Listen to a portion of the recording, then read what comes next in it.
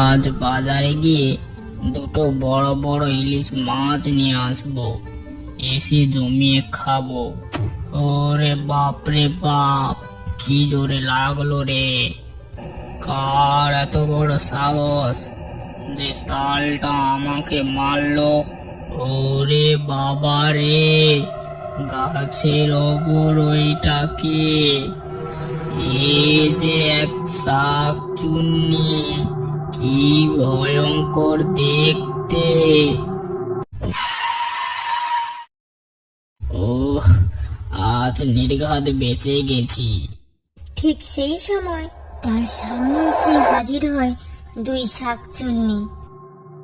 এইভাবেই দিনের পর দিন শাকচুন্নি বিভিন্ন উপায়ে লোকেদের বিরক্ত করতে থাকতো। সেই দিন বিকেলে মনালি মাসি তাদের তাল গাছে গিয়ে, এই নাও গিন্নি, ভালো করে পিঠে বানাও। কি বড় বড় তাল! মেঘ দেখে মনে হচ্ছে আজ বৃষ্টি হবে। বেশ জমিয়ে খাবো। মোনা মাসি সেই তাল দিয়ে বেশ গোল গোল সুগন্ধি বড়া তৈরি করছিল, আর সেই গন্ধে পৌঁছায় গোটা পাড়ায়। কি গন্ধ রে! অনেক দিন হয়ে গেল তালের বড়া খাইনি। এই গন্ধে পেট যে একেবারে খিদেই গর্জন করে দিয়েছে। যবে থেকে ভূত হয়েছি, মানুষের রক্ত খেয়ে খেয়ে আর ভালো লাগছে না। তুই ঠিকই বলেছিস, আর কতদিন এরকম চলবে? এদিকে তালের বড়া একদম রেডি। ইয়াক, থু থু থু, কি তেতো রে বাবা! ছি ছি! ও গিন্নি, তুমি যে বলেছিলে এই গাছের তাল মিষ্টি, সব খাওয়াটাই নষ্ট করে দিল। বিশ্বাস করো, আমি জানতাম না তালগুলো এত তেতো বলে। দূর, নিকুচি করেছে তোর তাল খাওয়া। তোমার দ্বারা কিচ্ছু হয় না। আমি সকালে গিয়ে তাল দিকে থেকে তাল করে নিয়ে আসবো। ওই তালগুলো কি মিষ্টি! না গো, যেও না। সবাই বলে তাল দেখিতে নাকি ভূত আছে। আরে ধুর, ওসব আমার কিছু হয় নাকি? ও লোকেরা তাল খেতে দেবে না বলে এইসব বলে। সেদিন যখন বৃষ্টি পড়ছিল, তখন মাঝরাতে কুন্তলা এবং শিমুল নামে দুই যমজ বোন, এই দিদি চল না তাল কুড়িয়ে নিয়ে আসি, এই বৃষ্টির দিনে দুজনে মিলে তালের বড়া খাবো। উফ, কি মজা! তোর কি মাথা খারাপ হয়ে গেছে নাকি? তুই জানিস না ওই তাল দিঘিতে শাকচুন্নি আছে? আরে চল না, কিচ্ছু হবে না। সকাল হতেই রামু বেরিয়ে পড়ে তাল দিঘিতে তাল কুড়োতে। সেই সময় দুটো শাকচুন্নি বসে বসে তাল খাচ্ছিল। রামু মনে আনন্দে এসে বস্তা ভর্তি করে তাল কুড়োতে থাকে। সেই সময় শাকচুন্নি তাকে দেখে ফেলে। ওই দেখ, কি সাহস রে ওর! আমরা থাকতে বস্তা ভর্তি করে তাল কুড়িয়ে নিয়েছে। এই বলে তার দুটো হাত লম্বা করে ঘাড় মুটকে রক্ত খেতে থাকে। এইদিকে শিমুল আর কুন্তলা সকাল হতেই তাল কুড়োতে আসছিল। এইদিকে দেখ, কতগুলো পাকা তাল! এই বলে তারা বস্তায় করে তাল ভরতে থাকে। বলেছিলাম না এখানে ভালো ভালো তাল পাওয়া যায়। সেই সময় কোথা থেকে যেন উড়ে আসছিল দুই শাকচুন্নি। কে রে দুটা চুনোপুঁটি? আমরা কিছুক্ষণের জন্য ঘুরতে গেছিলাম, তার মধ্যে তাল কুড়িয়ে নিচ্ছে। এই, তোর এত বড় সাহস, তুই আমার গাছ থেকে তাল পাচ্ছিস? দাঁড়া, আমি এক্ষুনি তোর ঘাড় মুটকে দিচ্ছি। না না, আমার দিদিকে মেরো না। আমি তালের বড়া খাবো বলে দিদিকে নিয়ে এসেছিলাম।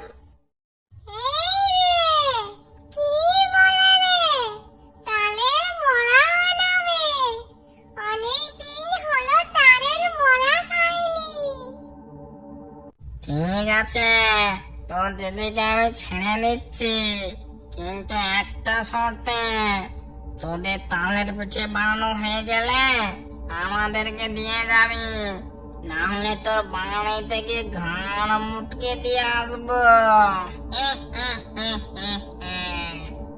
ঠিক আছে শাকচুন্নি মা।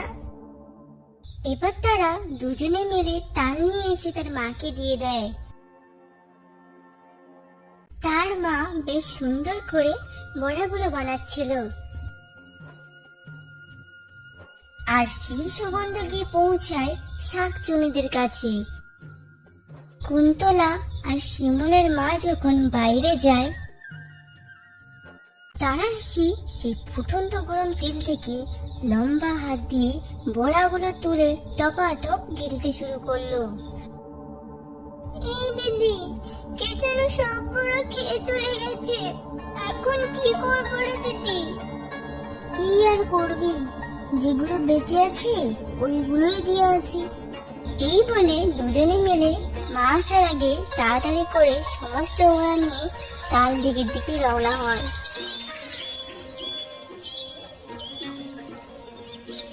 এই দেখো, দুটো চুনোপুটির কি সাহস রে, আমাদের তালের বড়া না দিয়েই ঢং ঢং করে চলে আসছে। হাত তো খালি, দাঁড়া আসুক, একেবারে ঘাড় মুটকে দেব। এই দিদি, তাড়াতাড়ি চল, শাকচুন্নি দুটো এই দিকেই দেখছি। তোমাদের দুজনের এত বড় সাহস, আমাদের বড়া না দিয়ে তার দিকে আসার সাহস করেছিস? এবার আমি তোর ঘাড় মুটকে রক্ত খাবো। না না, আমার দিদিকে ছেড়ে দাও, ওকে মেরো না। এই দেখো, আমি তোমার জন্য তালের বড়া নিয়ে এসেছি। এই বলে কুন্তলা যখন তার পোটলা খোঁজে, সে দেখে তার পোটলা নেই। আসলে বাড়ি থেকে বেরোনোর সময় পিঠের পোটলা পড়ে গেছিল। এদিকে ডাইনি যখন দেখতে পায় তার কাছে কোনো পিঠে নেই, তখন সে ভীষণ রেগে যায়। তখন দুজন শাকচুন্নি মিলে দুজনকে শূন্যে উঠিয়ে ঘাড় মোটকে মেরে ফেলে। এদিকে কুন্তলার মা এসব জানতে পেরে খুব কান্নাকাটি করে। আমরা দাদির কাছে যাব। মানুষটা সেখানে একা আছেন, সেখানে দ্বীপটা খুব সুন্দর, আর দাদিও তোমাদের জন্য অনেক ভালো ভালো খাবার বানাবে। মা, আমি তো দাদির ঘরে গল্প শুনতে ভালোবাসি। মা, আমিও যাব। দাদি কি আবার সেই পুরনো রকমের গল্প শোনাবে? রূপালী হেসে বলল, হ্যাঁ অবশ্যই, কেন শোনাবে না? কিন্তু তোমাকে আর খুশিকে অবশ্যই সেখানে সাবধানে থাকতে হবে। দ্বীপে পৌঁছাতে অনেক সময় লাগে। বলতে না বলতে কিরকম একটা অদ্ভুত আবহাওয়া চারিদিকে ছেয়ে গেল। আবার কিছুক্ষণের মধ্যে তা ঠিকও হয়ে গেল, কিন্তু তারা এই সংকেতকে কিছুই মনে করলো না। তারা সবাই নিজেদের জিনিসপত্র নিয়ে তাদের বাড়ির উদ্দেশ্যে রওনা হয়। এরপরে তারা সবাই নৌকোতে করে পাড়ি দিল।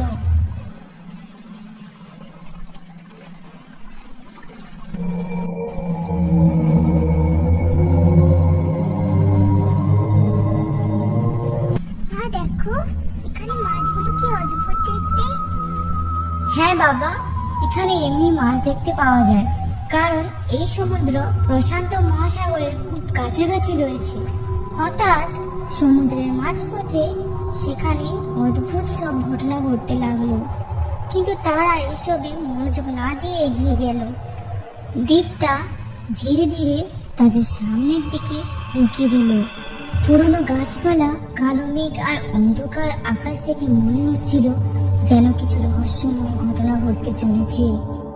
এই দ্বীপটা অনেক বছর আগে এক রহস্যময় ঘটনার জন্য বিখ্যাত ছিল, আর এখানকার কিছু লোকের কথায় শোনা যায় রাতে নাকি অদ্ভুত সব আওয়াজ শুনতে পাওয়া যায়, আর অনেকেই যে দেখেছে ভূত।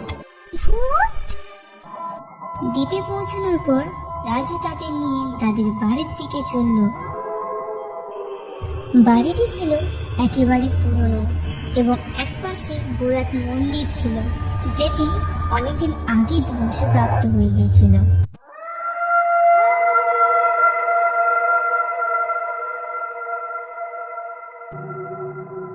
বাকিরা ভয় পেলেও রাজুর কোনো ভয় লাগে না। বাবা দেখো, ওখানে কিছু একটা আছে। আরে না না, ওসব কিছুই না, তোমরা খামোখা ভয় পাচ্ছ।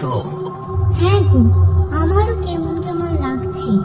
বলতে বলতে তারা জঙ্গল পেরিয়ে এলো। চিন্তা নেই, আমরা দাদির বাড়ি চলে এসেছি।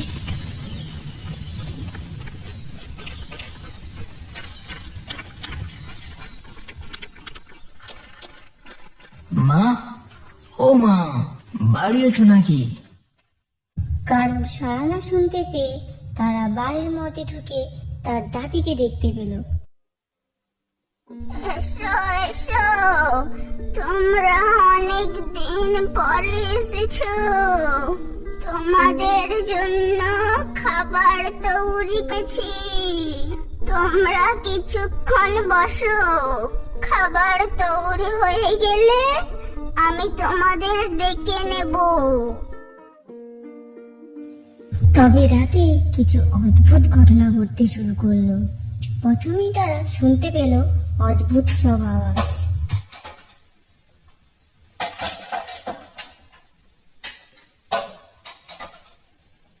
এটা হয়তো পুরনো বাড়ির আওয়াজ, ভয় পেও না।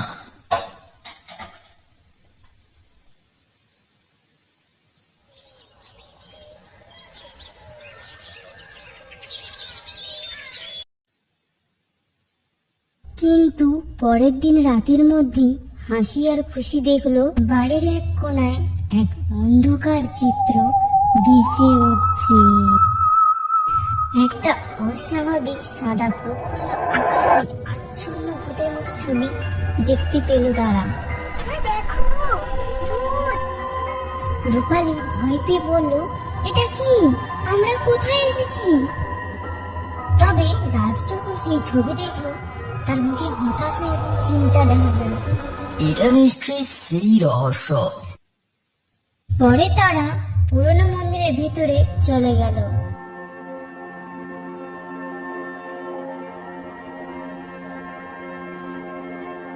আরে ওটা কি? রাজু এগিয়ে গিয়ে এক রহস্যময় পাথর খুঁজে পেল। সে বলল, এই দ্বীপের লোকেরা এক সময় এখানকার কিছু বিশেষ শক্তি নিয়ে পরীক্ষা চালিয়েছিল, কিন্তু তাদের পরীক্ষা ভুল পথে চলে গিয়েছিল এবং যার ফলে তারা আত্মা হয়ে এখানে ঘোরাফেরা করছে। তারা সিদ্ধান্ত নিল যে তারা মন্দিরের ভেতরে আরো গভীরে প্রবেশ করবে, কারণ সেখানে আরো অনেক পুরনো প্রাচীন নিদর্শন থাকতে পারে যা ভূতের রহস্য উন্মোচনে সাহায্য করবে। রাজু, রূপালী, হাসি আর খুশি সবাই একসাথে মন্দিরের পিছনের অংশে ঢুকলো। সেখানকার বাতাস এত ঠান্ডা ছিল যে সবার শরীর শিউরে উঠছিল। বাবা, আমার খুব ভয় লাগছে। আরে না না, ওসব কিছুই না, তোমরা খামোখা ভয় পাচ্ছ। মন্দিরের ভিতর এক অদ্ভুত তোরণ ছিল যা দেখতে অনেক পুরনো ছিল। সেই তোরণের মধ্যে কয়েকটি পুরনো পাথরের ফলক ছিল, যেগুলোর ওপর কিছু অদ্ভুত রূপকথার চিত্র আঁকা ছিল। রাজু এগিয়ে গিয়ে সেগুলির মধ্যে একটি ফলক বের করলো। ফলকটির উপর লেখা ছিল যে এই দ্বীপের গোপন শক্তি খুঁজে পাবে সে ভূতেদের শরণে যাবে। রাজু কিছুটা চিন্তিত হয়ে বলল, এই চিত্র থেকে স্পষ্ট যে তারা জোর করে শক্তি অর্জন করতে গিয়ে আত্মাতে রূপান্তরিত হয়েছে। এর মানে তারা মানুষ ছিল, আর এই জন্যই তারা কারোর ক্ষতি করেনি। তারা আরো এক গভীর গুহায় প্রবেশ করলো যা মন্দিরের নিচে ছিল। সেখানে তাদের চোখে পড়ল একটি পুরনো ঝিলমিল করা চিত্র, যেখানে দেখা যাচ্ছিল কিছু মানুষ এই দ্বীপে এক শক্তিশালী আধ্যাত্মিক শক্তি ব্যবহার করতে গিয়ে ভূতের আকার ধারণ করেছিল। এবার তারা পাথরটি ব্যবহার করার চেষ্টা করলো। পাথরের শক্তি খুলে দেওয়ার জন্য বিশেষ একটি মন্ত্র পড়তে হয়। রাজু, রূপালী আর তাদের সন্তানরা মিলে মন্ত্রটি উচ্চারণ করলো, ওম জং জিন চামুন্ডা, এবং সেই ভূতের ছবি একেবারে মিলিয়ে গেল। ভূতগুলি আসলে দ্বীপের পুরনো এক প্রেতাত্মা ছিল, যারা অনেক বছর আগে একটি ভুল পরীক্ষায় মরে গিয়েছিল। তাদের আত্মা তখনও এই দ্বীপের মধ্যেই ঘুরছিল। রাজু যখন এই দ্বীপে তার পরিবারকে নিয়ে ঘুরতে আসলো, তখন সে প্রেত আত্মাকে শান্ত করে দ্বীপের রহস্য চিরতরে শেষ করে দিল। মীরা নীল এখন আর ভয় পায়নি।